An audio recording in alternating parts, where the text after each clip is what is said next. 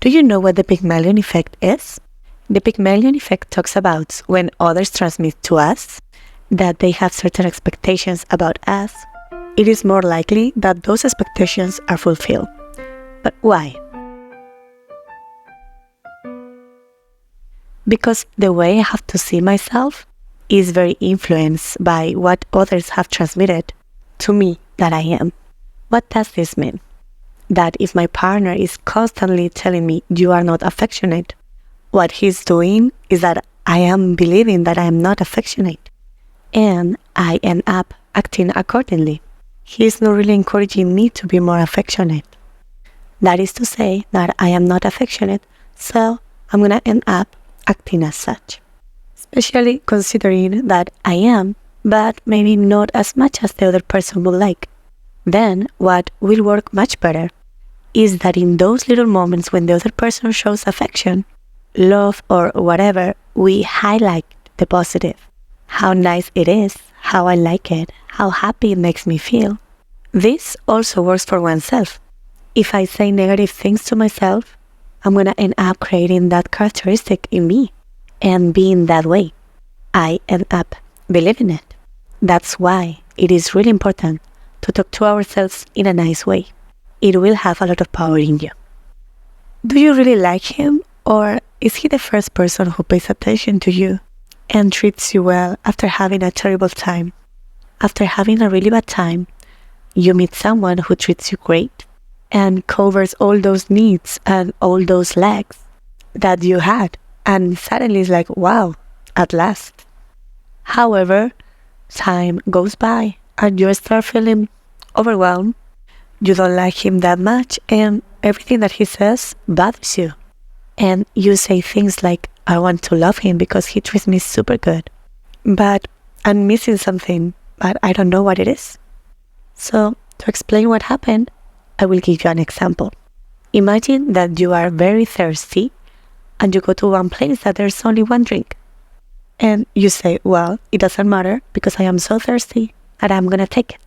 This drink will take away your thirst, but another day that you are not so much thirsty, maybe you don't choose a drink. You drank it because there were not other options. But if you had the opportunity to choose, maybe you would not have chosen it. So what has happened is something really similar.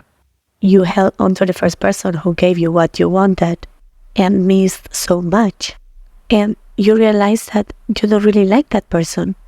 So now remember that affective responsibility is also not allowing yourself to use someone who loves you to fill a hole until you find someone better. Some time ago, I learned to say something super important. I got angry for something that I know I should not get angry for. It happens to all of us. We are human, and not everything we feel has to be illicit. Because we feel a little bit of everything, and it's okay. The problem is when something bothers us that we know that is not entirely correct, and we try to hide the problem, and then it becomes a big problem. At the end, we have to understand that the fact that it's not correct, it doesn't mean that we cannot feel it, because you can feel everything and you don't control it. How can it be your fault, something that you cannot control? But what happens? That's where you have to measure how you react to what you feel and learn to say, I'm bothered by something, that it shouldn't bother me, so please give me the space to deal with it. We are very wrong when we think that the hardest thing is to have toxic relationships.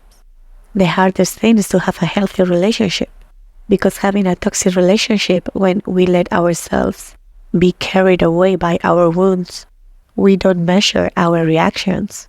We don't care about the damage we can do to another person, and we simply act as we feel like at that moment.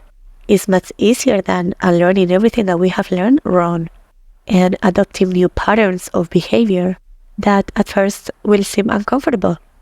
For example, for me, it will be much more difficult to calm down and talk if I have grown up in an environment where everything was solved by yelling. So it will be much easier for me to yell 4 times at my partner And also, it will be much easier if I am used to run away from conflicts. So, when a discussion comes, I will go away and leave my partner there. Acting according to what we have learned is the easiest thing to do. That is why we have so many unhealthy relationships, because having a healthy relationship involves the sacrifice of putting up with the desire of what you want to do and change it for something that you know is much healthier for the relationship. And that requires an effort.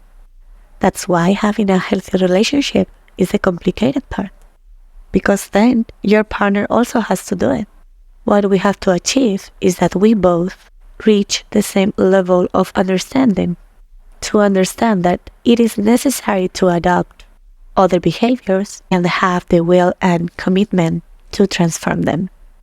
Sometimes we put so much energy in trying to get someone to like us that we totally forget that you have to like this person as well. We tend to think things like, will he find me interesting? And will be attractive enough for him? Will he want me for a serious relationship? But let's see, what happened about you?